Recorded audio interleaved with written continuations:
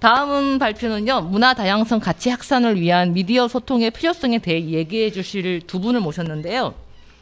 먼저 한국 미디어에서의 조선적 재현에 대해서 연구 진행하시고 이거 발음 어렵더라고요. 동포 모니터링단 강강순례의 자문위원으로 활동하셨던 신정아 교수님을 모시고 영화 드라마 속 조선적 재현에 대한 이야기를 들어보도록 하겠습니다.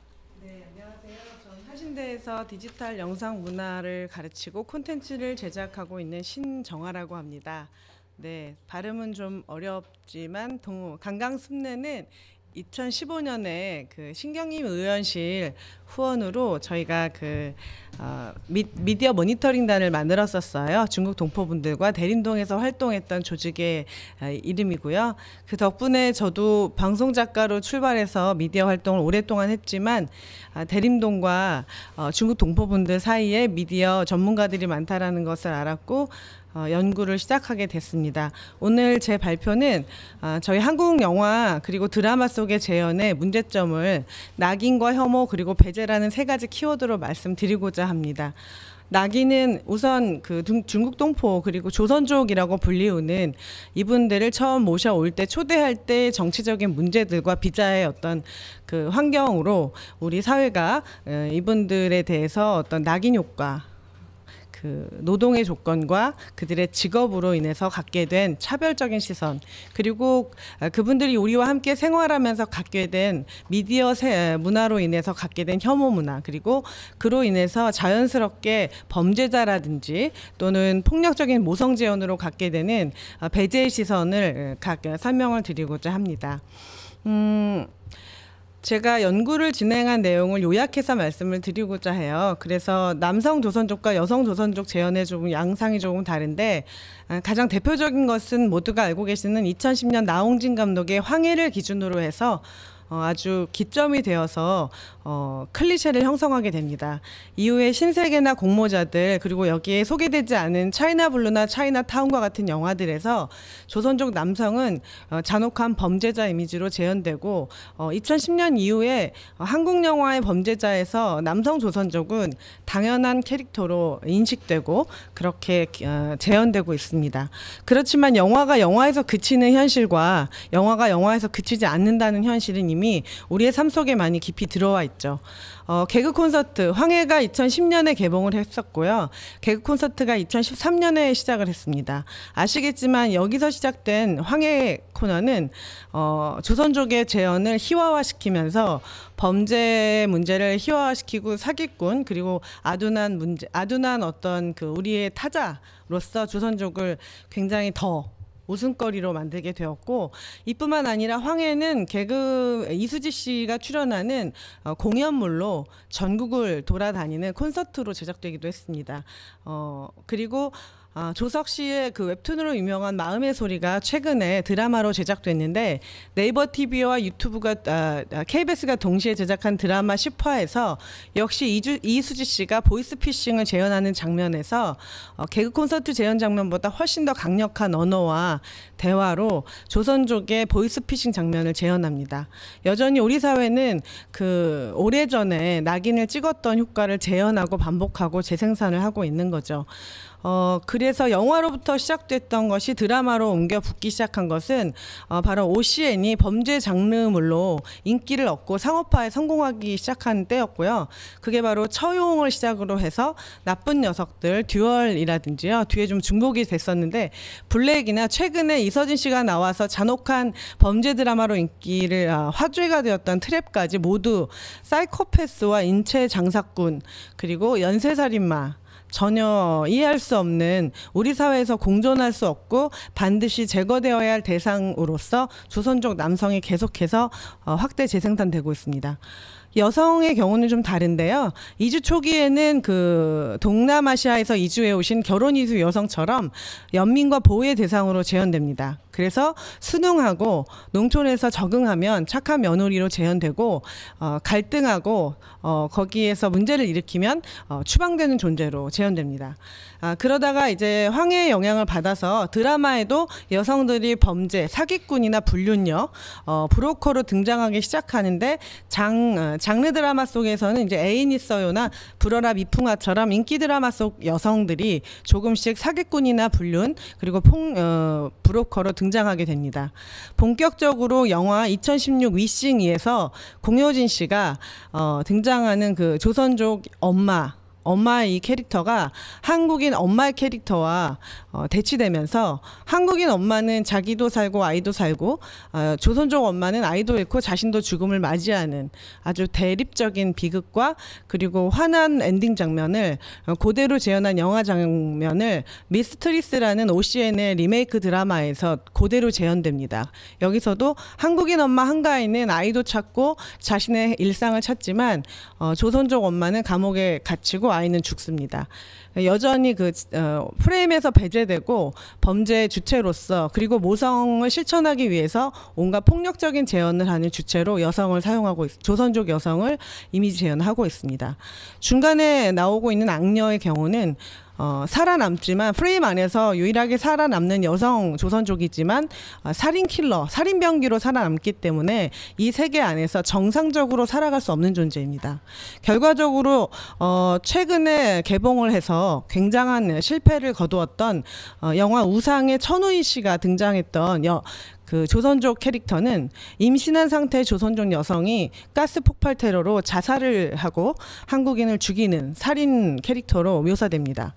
그렇게 되면 이제 모성을 실천하려다가 범죄를 재현하는 그 앞서 3편의 영화 속의 여성에서 더 나아가서 임신한 아이를 그 한국 정착의 도구로 활용하고 자신마저도 가스 테러로 자살을 하는 그 복수의 이유도 자신을 무시하고 비하하는 한국인에 대한 복수를 그 논리적인 개연성 없는 조선족 범죄의 재현 주체로 임신한 조선족 여성을 사용했습니다.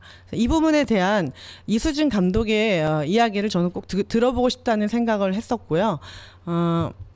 그래서 결국 그 지금 남성은 클리셰가 강력하게 지금 형성이 돼서 조선족 남성은 범죄자. 그래서 영화 속 드라마 속 아니라 PC방 살인사건 속에서도 남성이 말이 어눌하거나 한자 아이디를 갖고만 있어도 그 사람은 무조건 조선족이라는 오명을 쓸 수밖에 없는 현실입니다. 그리고 여성의 경우에는 그거 엄마이든 임산부이든 가리지 않고 자신을 지키고 자신이 이곳에서 정착을 위해서는 아이를 죽여서라도 자신의 어떤 목적을 달성하는 존재까지 묘사되고 있습니다. 지금 TV 미디어 같은 경우는 OCN과 SBS가 주도적으로 이런 미디어 재현을 하고 있고요. 영화는 뭐 개인적인 작품들이기 때문에 다양하게 재현되고 있습니다. 지금 이제 제 다음으로 발표를 해주실 이재호 변호사와 제가 함께 참여했던 영화 청년경찰의 소송에서 문제가 됐었던 영화가 혐오 표현물이 될 수 있는가에 대한 질문과 소송, 대림동 주민과 동포들이 함께 참여했던 명예훼손 첫 소송이었습니다. 이것은 영화가 표현의 자유를 존중하고 그 창작의 자유를 보장하는 것은 좋지만 타인의 자유를 침해하고 혐오로 인한 차별과 폭력을 저질렀을 때 그 책임을 누구에게 물을 수 있는가에 대한 문제제기였습니다. 그런데 왜 하필 청년 경찰이라는 질문을 반대편 변호사에게 제가 증언에 나섰을 때 받았고 그것은 이 영화의 어떤 마케팅 포인트가 범죄 영화가 아닌 오락 영화였기 때문이었습니다. 영화 황해가 개그 콘서트 황해를 낳았듯이 청년 경찰의 웃음은 560만 이상의 국민들에게 웃음과 통쾌함 그리고 강렬한 우정, 젊은 청춘물로서의 대단한 성공을 김주환 감독에게 줬지만 그 영화관 안에는 이 영화를 끝까지 볼 수 없는 대림동 주민과 동포들이 함께 있었다는 것을 말해주고 싶었고 그것은 분명한 혐오이고 폭력이라는 것이고 이 영화로 인해서 15세 관람가라는 등급 덕분에 중고등학교에 다니는 동포들의 자녀들이 이 영화로 더욱더 조선독에 대한 두려움과 범죄 재현에 대한 그 편견을 갖게 되었다는 설문조사를 실시해 봤습니다. 그래서 이 영화는 결국 올여름 최고의 2017년 오락 영화라기보다는 폭력 영화라고 표현하는 것이 맞다. 그래서 결국 이 소송에서 저희가 문제 제기를 했던 것은 공간 제한의 문제였습니다. 기존의 범죄 영화는 그것은 인종과 나이, 지역을 다 떠나서 범죄를 저지른 사람에 대한 심판에 대해서 문제 제기를 할 사람은 없습니다. 범죄자를 옹호할 생각도 없고요. 다만 일반인 시민들로서 살아가는 동포들이 한국인과 더불어 살아가는 대림동 공간을 허락 없이 그리고 서사의 개연성 없이 실제 사실과 상관없는 상상력 가득한 범죄 공간으로 대림동을 재현한 것은 대림동에 사는 사람에 대한 그리고 동포에 대한 그 다음에 나오는 범죄 제한의 잔혹함과 더불어서 상당한 그 조선족 문제의 불씨를 더 키웠다. 그래서 수교 이후 처음으로 대림동 전철역 앞에서 기자회견을 하게 된 것도 왜 하필이면 청년 경찰이냐고 묻는 분들께 왜 하필이면 청년 경찰이고 왜 그 장소가 대림동이었고 그 장소에 선 사람들이 동포뿐 아니라 주민과 함께 섰었는지를 한번 생각해 주셨으면 하는 바람이 있습니다. 인터넷 혐오 재생산은 지금 현재 연구 중인 이제 주제인데요. 영화가 영화에서 그치지 않기 때문입니다. 영화의 클립들이 유튜브로 가서 지금 딥페이크가 가장 문제가 되고 있는데 가짜 뉴스 그리고 왜곡된 클립과 해석 그리고 가짜 이야기들로 재생산되고 있습니다. 또 하나는 방송사의 PD들이나 작가들, 저도 방송작가협회 출신이지만 방송사 그리고 영화 감독들의 인권 감수성에 대해서 다시 한번 성찰하는 계기가 되었으면 합니다. 그리고 특히 SBS가 저희가 2017년 기자회견을 한 다음에 1년 만에 소송이 기각되었을 때 항소를 준비하고 있는데 2018년 가족영화로 청년경찰을 틀었고 2019년에도 청년경찰을 연속 상영했습니다. 가족영화 15세 이상 영화였지만 이 영화를 볼 수 없는 85만 넘는 동포들과 그 가족들 를 생각했다면 그리고 이것에 대한 재판의 내용과 저희의 어떤 이 비판적인 시선을 좀 이해해줬다면 어땠을까라는 생각을 하게 된 계기였습니다. 그래서 국가인권위원회에도 제소를 했지만 사실은 이건 어떤 법적인 문제라기보다는 앞서 우정과 환대를 말씀하신 것처럼 문화적인 감수성과 소통의 문제라는 생각이 들고요. 결과적으로는 기각된 이후로 여러 차례 항소를 했고 최근에 조금의 희망적인 결과를 얻어서 그 결과의 내용 이재호 변호사님이 잘 말씀해 주실 거라고 생각합니다. 동포분들과 제가 3년 이상 소통한 경험에 의하면 긍정적인 이미지를 생산하는 것이 목적이고 서로 공존하고 서로를 잘 이해하는 것이 목표인 것이죠. 그리고 혐오 표현에 대한 법적인 최소한의 근거를 마련하는 것이 시급하다는 것을 알게 되었고요. 최근에 한송이 TV에서 일어난 문제가 있었는데 그것으로 인해서 조선족과 중국 동포와 탈북민 간의 소통도 연구가 필요하다. 그분들이 겪어왔던 어려운 시기는 역사적인 문제와 정치적인 문제가 있기 때문에 그것을 이용하는 한국 미디어의 문제까지 겹쳐지면서 그분들을 한국 미디어와 정치적인 어떤 그 진영 논리로 이용하지 말고 이분들의 어떤 한국 사회의 적응과 소통을 위해서 좀 평화로운 공존 연구가 필요하다는 생각이 들고요. 환대라는 것이 어떤 조건을 연구하는 것은 아니라고 생각합니다. 그래서 지금 방송통신위원회나 이런 데 법안을 보면 이분들에 대한 재연에 대해서 문제 제기를 할 수 있는 부분이 없고 판결 1심에서도 표현의 자유에 대해서 아주 큰 손을 들어주셨었는데 이제는 표현의 자유의 만큼 표현의 자유를 표현하시고 창작하시는 분들에게 그만큼의 책임과 그만큼의 성찰 그리고 그 표현물로 인해서 영향을 받게 되는 다양성의 대상들에 대한 좀 인식 개선을 함께 교육하는 자리가 마련되었으면 하는 바람이 있습니다. 감사합니다.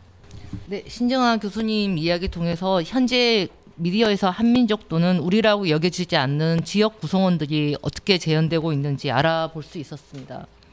특히 영등포 드림동에 많은 중국 동포들이 살고 있어 다른 지역이 아닌 우리 지역의 이야기로서 같이 공존하는 방법을 모색해 볼 수 있으면 하는데요. 저도 이제 이 독립영화를 하는 창작자로서 아까 말씀하신 표현의 자유에서 창작자들의 그만큼의 책임에 대한 생각을 좀 해보는 시간이었던 것 같습니다.